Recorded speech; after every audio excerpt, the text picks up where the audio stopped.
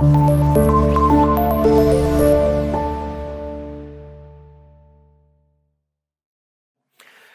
8.4 topic है dynamic equilibrium between the two physical state. Two physical states के दरमियान dynamic equilibrium. Dynamic equilibrium आपको पहले पता होना चाहिए, जब forward reverse both reactions are same हो जाते हैं, इक्वल हो जाते हैं, तो तब डायनामिक इक्विलिब्रियम हम देखें। डायनामिक में फॉरवर्ड रिवर्स में इक्विलिब्रियम तो है, लेकिन डायनामिक में ये भी देखना कि वो कंटिन्यूस भी रहे, यानी देखें ना, डायनामिक का मतलब क्या, कंटिन्यूटी रहे, मोशन में रहे, लेकिन साथ इक्विलिब्रियम भी। तो ऐसा कहां पे है, तो उसने सबसे पहले बताया कि देखें रिवर्सिबल रिएक्शन में ना, रिवर्सिबल रिएक्शन की बात करते हैं जो फॉरवर्ड भी और रिवर्स। मिसाल के तौर पे हम कहते हैं आइस, और इसी तरह हमारे पास वाटर है। अब आपको यहां पे पता है कि जो बर्फ है वो पानी में बन जाती है और पानी वापस बर्फ, ये कंटिन्यूसली प्रोसेस हो सकता है, यानी इसमें इक्विलिब्रियम कायम हो सकती है कि अगर आप 0 डिग्री से की तरफ जाते हैं तो बर्फ, 0 डिग्री से वापस की तरफ आते हैं 1 पे तो वो वाटर, तो ये कंटिन्यूसली दोनों प्रोसेस रहते हैं। अब यहाँ पे उसने ये बताया कि क्या फॉरवर्ड और रिवर्स रिएक्शन दोनों के अंदर कोई ऐसी स्टेट है जो डायनामिक इक्विलिब्रियम को कर सकते हैं। हाँ, हम इसको एक एग्जांपल के जरिए पढ़ेंगे। सबसे पहले वो ये कहता है जी, रिलेशन आपको हम ये बताते हैं कि relationship between the dynamic equilibrium and vapour pressure.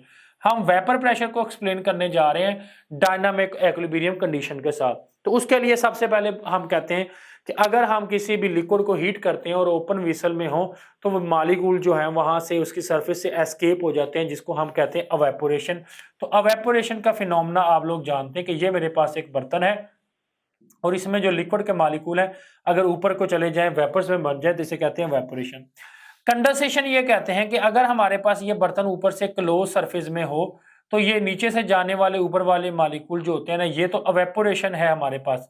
लेकिन यहाँ पे ये मॉलिक्यूल इकट्ठे होके वापस रिकैप्चर करके नीचे आ जाते हैं, जिसको हम क्या कहते हैं, कंडेंसेशन।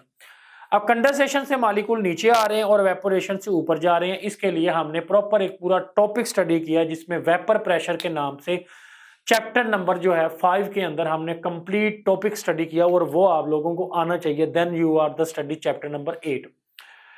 अब यहाँ पे रेट ऑफ एवेपोरेशन और कंडेंसेशन जो है वो कंटिन्यूस रहती है किसी भी बर्तन में, तो उसका वेपर प्रेशर अचीव होता है। तो यही वो कह रहा है कि लिक्विड जो है वो गैस में कन्वर्ट करते हैं तो इसे एवेपोरेशन कहते हैं, गैस से वापस लिक्विड में आ जाते हैं तो इसे क्या कहते हैं, कंडेंसेशन। और ये कंटिन्यूस रहता है कि एट अ टाइम जब बोथ जो है ना rate of evaporation and condensation are equal, उस लम्हे उसका वेपर प्रेशर अचीव हो जाता है, और इसी लम्हे पे उस वेपर प्रेशर पे हम इसको कह रहे हैं कि ये that is dynamic equilibrium.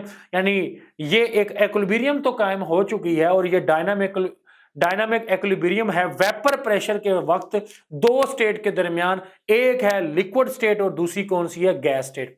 Liquid state जो है वो अवेपोरेशन की है कि उसको वेपोरेट करते हैं लिक्विड से वेपर्स, और बुखारात को वापस लिक्विड की तरफ लेके आने वाली जो स्टेट है वो है कंडेंसेशन। दोनों के दरमियान केमिकल डायनामिक इक्विलिब्रियम पैदा हो रही है उस वेपर प्रेशर पे, इन दोनों स्टेट के दरमियान जो हेल्प कर रहा है वेपर प्रेशर के थ्रू।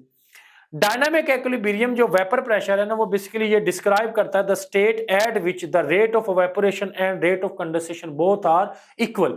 इस तरीके से हम इस पूरे टॉपिक में अंडरस्टैंड करते हैं कि डायनामिक इक्विलिब्रियम कैसे दो फिजिकल स्टेट के दरमियान कायम रहता है। आप लोग अंडरस्टैंड कर गए होंगे कि कैसे दो फिजिकल लिक्विड और गैस के दरमियान केमिकल इक्विलिब्रियम कायम होता है, और वो भी डायनामिक इक्विलिब्रियम। तो यहाँ पे हमारा टॉपिक कंप्लीट हो गया।